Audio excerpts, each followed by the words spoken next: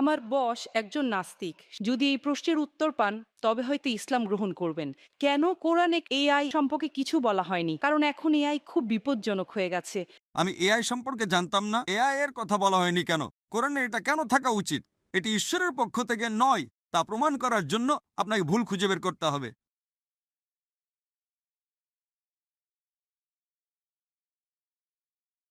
আমার বস একজন নাস্তিক, সে কোনো ধর্ম মানে না, কিন্তু তিনি কিছু প্রশ্নগুলো আমাকে করেছেন। তিনি বলেছেন যদি এই প্রশ্নের উত্তর পান তবে হয়তো ইসলাম গ্রহণ করবেন। আমার বস বলেছেন কেন কোরআনে কৃত্রিম বুদ্ধিমত্তা, এআই এবং কম্পিউটার প্রযুক্তি সম্পর্কে কিছু বলা হয়নি? কারণ এখন এআই খুব বিপজ্জনক হয়ে গেছে। এটি অনেক কিছু করতে পারে, যে কোনো কিছু সিদ্ধান্তও নিতে পারে। আমার বস এই ব্যাপারে খুব কৌতূহলী। ধন্যবাদ। আপনার বসকে বলুন কোরআন কোনো সায়েন্সের বই নয়। SCIENCE। যদি কোরআন সায়েন্সের বই হতো তবে এটি বিশাল আকারের হতো। এই যে ভবনটি দেখছেন এর ভেতরে যত বই রাখা সম্ভব সব বই মিলেও এর সমান হতো না। যদি কোরআন বিজ্ঞানের বই হতো আর এতে সব বৈজ্ঞানিক তথ্য উল্লেখ করা থাকতো, তাহলে কোরআন এতটা বিশাল হয়ে যেত যে আপনি কোনোদিনও তা পড়ে শেষ করতে পারতেন না। কোরআন কোনো সায়েন্সের বই নয়। সায়েন্স, আপনি যদি জিজ্ঞাসা করেন কোরআনে কি লেখা আছে 2 আর 2 মিলে 4 হয়, না, কোরআন কোনো সায়েন্সের বই নয়। এটি নিদর্শনের বই। SIGNS।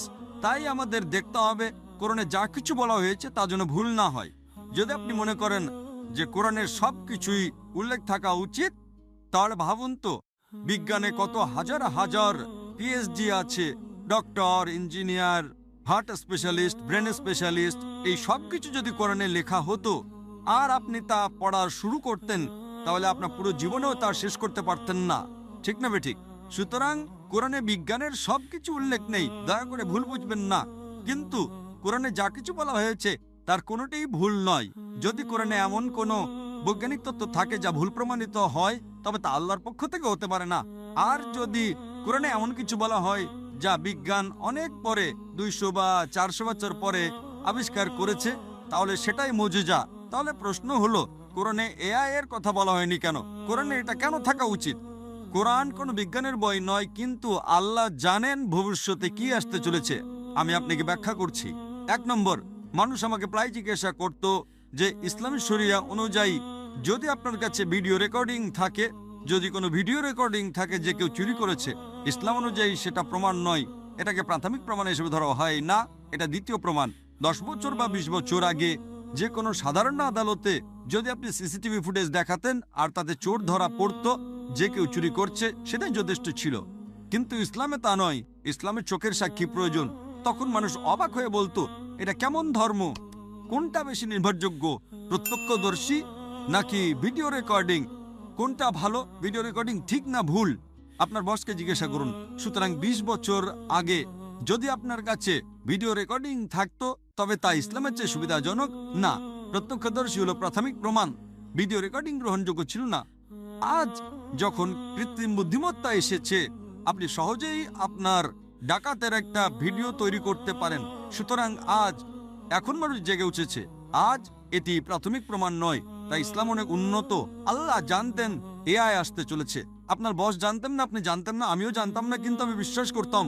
আমি বলেছিলাম না ইসলাম সঠিক, হয়তো আগামীকাল কিছু ঘটবে। আমি এআই সম্পর্কে জানতাম না, কিন্তু 15 বছর আগে আমার উত্তর ছিল শরিয়া সঠিক। আমরা জানি না আগামীকাল এমন কিছু ঘটবে যে ভিডিও রেকর্ডিং যথেষ্ট প্রমাণ হবে না। এটাই ছিল আমার উত্তর, এবং আজ আমার উত্তর সঠিক। সুতরাং আল্লাহ এআই সম্পর্কে জানেন, তাই ভিডিও রেকর্ডিং প্রাথমিক প্রমাণময়। প্রত্যক্ষদর্শী হলো প্রাথমিক প্রমাণ। সুতরাং আল্লাহ এআই সম্পর্কে জানেন। যদি তিনি সবকিছু লিখতে শুরু করেন, আপনি ছোট কোরআনই পড়েননি, আপনি চিকিৎসা, ভ্রূণতত্ত্বে সবকিছু সম্পর্কে কি পড়বেন? না, এটি টেলিগ্রাফিক মেসেজ। সুতরাং এটি ঈশ্বরের পক্ষ থেকে নয়, তা প্রমাণ করার জন্য আপনাকে ভুল খুঁজে বের করতে হবে। কিন্তু এটি ঈশ্বরের পক্ষ থেকে, তা প্রমাণ করার জন্য আপনাকে এমন জিনিসের কথা বলতে হবে যা মানুষ জানতো না। আপনি কি বুঝতে পারছেন? একেই বলে অলৌকিকতা। কিন্তু এখানে সবকিছু উল্লেখ করা হয়নি। আশা করি এটি উত্তরটি পেয়েছেন। এরকম আরও ইন্টারেস্টিং ভিডিও, ইসলামী সঙ্গীত ও লেকচার পেতে এখনই চ্যানেলটি সাবস্ক্রাইব করে আমাদের সাথে থাকুন।